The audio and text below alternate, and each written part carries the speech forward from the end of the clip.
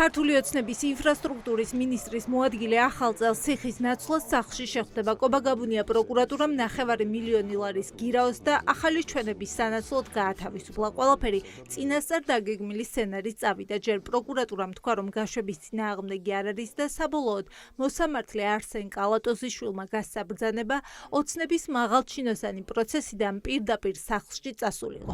Ვალდებამ საკითხობრივი გარემოებებიდან გამომდინარე ჩემი დაწესებაში ყოფა ბრალდებას მიაწოდა ინფორმაცია საკითხთან დაკავშირებით და ბრალდებამ ჩათვალა, რომ არ არსებობდა ახლა უცილებლობა ახალწლოვანზე ბადევრობა გაჩენილებო ძალაში და აი გადაცინჯეს. რა ინფორმაცია მიაწოდა? რასაც ედავლებოდნენ იმასთან დაკავშირებით. რის სანაცვლოდ მიიღო თავისუფლება კობაგაბუნიამ საქმეში მისი ჩვენება გაჩნდა, როგორ იპარავდნენ სკოლებისა და ბაღების მშენებლობისთვის გამოყოფილ თანხებს. ყოფილმა მაღალჩინოსანმა კონკრეტული გვარები დაასახელა. დაადო თუ არა ხელი ირაკლი ქარსელაძეს და გაჩნდა თუ არა საქმეში ყოფილი ministris გვარი. ადვოკატი ირწმუნება, რომ არა. ყოფილ მოადგილეს ministris შესახებ კითხეს, თუმცა ჩვენება არ მიუწია.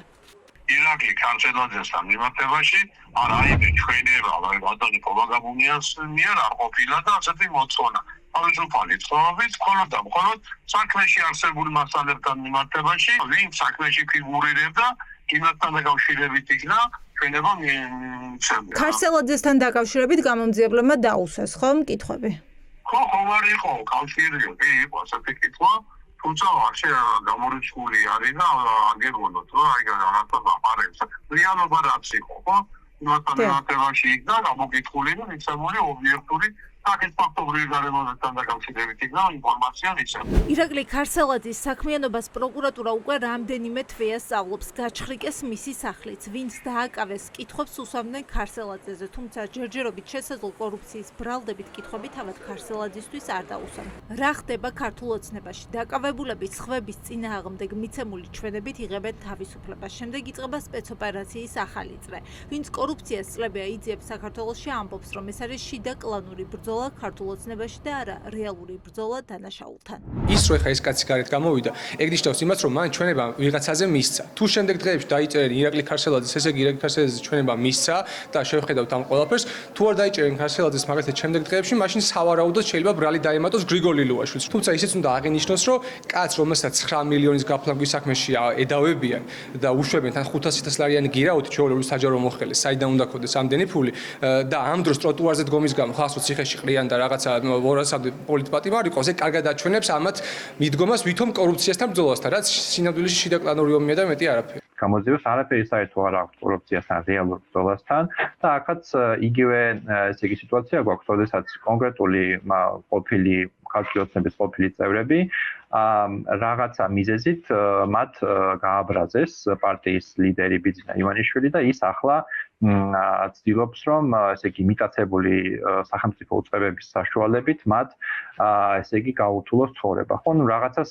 სავარაუდოდ რაღაცას თხოვს, რაც ჩვენ მოდი ვაღიაროთ არ ვიცი. კობაგაბუნიას მსგავსად ჩვენება მისცა და ხელი სუსის უფროს დაადო ეკონომიკის ministris მოადგილემ რომეო მიქაუტაძემ. მასაც პირობა მისცეს, რომ გაუშვებდნენ, თუმცა ჯერ ისევ ციხეშია. ოპოზიციას ეჭვი აქვს, რომ ბიძინა ივანიშვილი საერთოში ფულს აგროვებს, ანუ ჩინოვნიკებს დაკავებებით აიძულებს მიიტანონ რაც იშოვეს ოღონდ მასთან და არა ბიუჯეტში. კორუფციასთან ოცნებას რომ მართლაც სურდეს ბრძოლა, ისეთივე სისტემური ბრძოლა უნდა გამოუცხადოს კორუფციას, როგორც სისტემურადაც თავად დამერგა კორუფცია ამ ქვეყანაში და ახლა ეს წერტილოვანი, ასე ვთქვათ, დაპატიმრებები, დროებითი, ფასადური მერე ამ ადამიანების გათავისუფლება, რა თქმა უნდა კიდევ ერთი დასტურია იმისა, რომ ეს მხოლოდ კლანებს შორის ინტერესების გადანაწილება ამ შემთხვევაში სახეზე გვაქვს ყობახიძე კალაძის კლანი, როგორც წარმატებით ბრჭყალებში ახერხებს ღარიბაშვილი ილუბაშვილის კლანზე დაწინაურებას.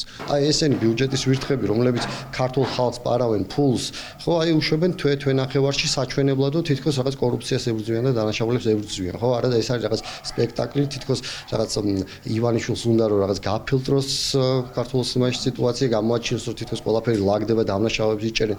არა და პირველი კორუმპირებული და პირველი რაღაც ბიუჯეტის ქურდი არის ივანიშვილი, რომელიც თავისი აი ქურდოების გადასაფარად აი ესეთ ადამიანებს იყენებს. ვინ იქნება შემდეგი ვისაც ციხეში გაუშვებენ, ან ციხეს სხვის წინააღმდეგ მიცემული ჩვენების სანაცვლოდ დატოვებს, ამის პროგნოზირება რთულია, თუმცა ფაქტია გამოძიება ქარსელაძის წინააღმდეგ ჩვენებებს აგროვებს.